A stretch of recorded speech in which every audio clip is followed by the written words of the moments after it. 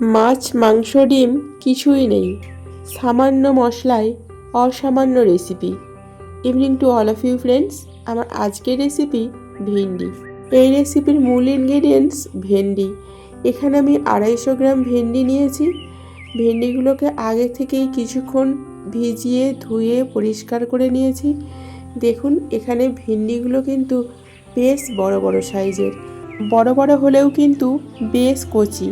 আর যেটা হওয়াটা খুবই মাস্ট, যদি কচি না হয় তাহলে কিন্তু রেসিপি কষা হয়ে যাবে। বড় বড় হওয়ার কারণে আগাগোড়া বাদ দিয়ে 2 পিস করে নিয়েছি। সমস্ত ভেন্ডিগুলো কাটা হয়ে গেছে। এখন উনান জেলে কড়াইটা বসিয়ে দিলাম। কড়াইটা খুব ভালোভাবে গরম হলে দিয়ে দিলাম পরিমিত সরিষার তেল।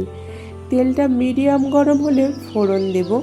তেল যদি ওভারহিট হয়ে যায় ফোড়ন পুড়ে যাবে, তাই মিডিয়াম গরম তেলের মধ্যেই ফোড়নে দিয়ে দিলাম মেথি। এরপরে দিয়ে দেব কেটে রাখা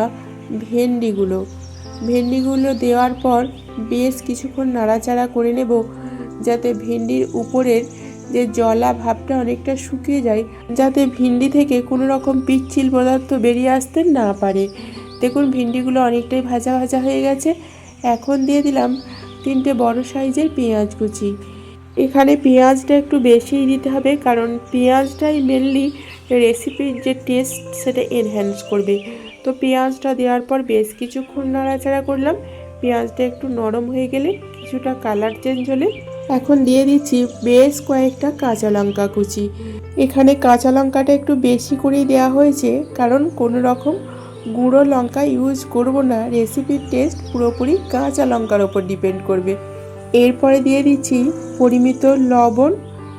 এরপরে দিয়ে দেব পরিমিত হলুদ গুঁড়ো। এরপর দিয়ে দিচ্ছি জিরা গুঁড়ো। জিরা গুঁড়োটা একটু তুলনামূলকভাবে বেশি দিতে হবে, সেই তুলনায় ধনিয়া গুঁড়োটা একটু কম দিলাম। এরপর দিয়ে দিচ্ছি অল্প একটু জল, যাতে মশলাগুলো খুব সুন্দরভাবে মিক্স করা যায়। হ্যাঁ, এখানে জিরা গুঁড়োটা একটু বেশি দেওয়ার কারণ এই রেসিপির যে ফ্লেভার সেটা জিরার ফ্লেভার হবে, তো সেই কারণে জিরা গুঁড়োটা একটুখানি বেশি দিতে হবে। তো এরপর একটু নাড়াচাড়া করার পর চাপা দিয়ে দিচ্ছি। 2 মিনিট পর এখন আমি খুলে নিচ্ছি, যাতে কষানোটা সুবিধা হয়, একটু তাড়াতাড়ি হয়। সেই কারণে একটু চাপা দেওয়ার পর আবারও বেশ খানিকক্ষণ ধরে কষিয়ে নেব। কারণ মশলা যতই কম দেওয়া হোক, প্রত্যেকটা মশলারই একটা ইউনিক ফ্লেভার এবং টেস্ট আছে। সেটা যতটা মিনিমাইজ করা যায়, যতটা মিলিয়ে মিশিয়ে একাকার করে দেওয়া যায় এবং সবজিগুলো যাতে মাখো মাখো করে দেওয়া যায়, সেই রকম একটা প্রচেষ্টা করে এখন আমি পরিমিত জল দিয়ে দিলাম। পরিমিত মানে এখানে একটু মাখো মাখো হবে, শুকনো শুকনো হবে। আর যেহেতু ভেন্ডিটা সিদ্ধ হতে হবে, সঙ্গে মশলাটাও ফুটে উঠতে হবে, সেই রকম একটা মেজারমেন্ট করে আমি জলটা দিয়ে দিলাম। এরপরে দিয়ে দিচ্ছি একটা বড় সাইজের টমেটো কুচি।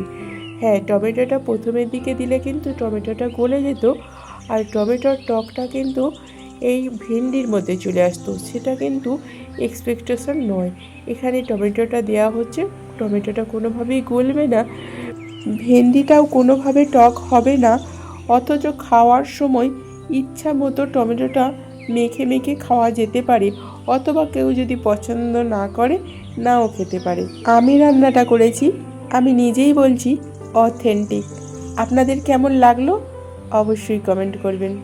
যদি ভালো লেগে থাকে তাহলে রেসিপিটা ফলো করে ডেফিনেটলি একদিন বাড়িতে ট্রাই করবেন। আজ তাহলে আসছি বন্ধুরা, আবারও দেখা হচ্ছে পরবর্তী ভিডিওতে নতুন কোনো রেসিপির সঙ্গে।